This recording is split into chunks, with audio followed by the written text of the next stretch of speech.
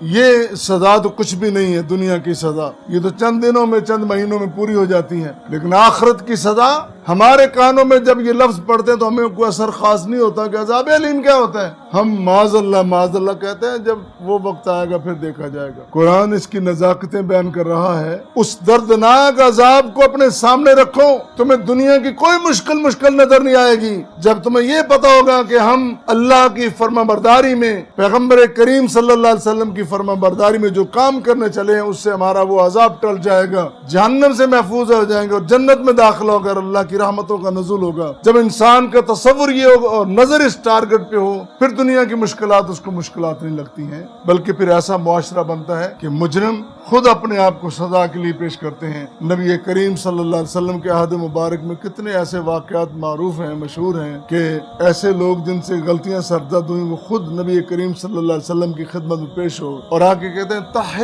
طہرنی یا رسول اللہ، اللہ کے رسول مجھے پاک کیجیے، غلطی ہو گئی۔ وہ غلطی تو کسی نے نہیں دیکھی تھی، وہ تو تنہائی میں خلوتوں میں ہوئی تھی، لیکن اقرار سب کے سامنے کیا جا رہا ہے اور رسوائی کا خوف نہیں، سزا کا خوف نہیں، اس لیے کہ مسلمان سمجھتا ہے کہ یہ رسوائی تو کچھ بھی نہیں ہے، یہ سزا تو کچھ بھی نہیں ہے۔ آخرت کی رسوائی اور آخرت کی سزا بہت بڑی ہے، اس سے بچنا چاہیے، اللہ تعالیٰ محفوظ فرمائے۔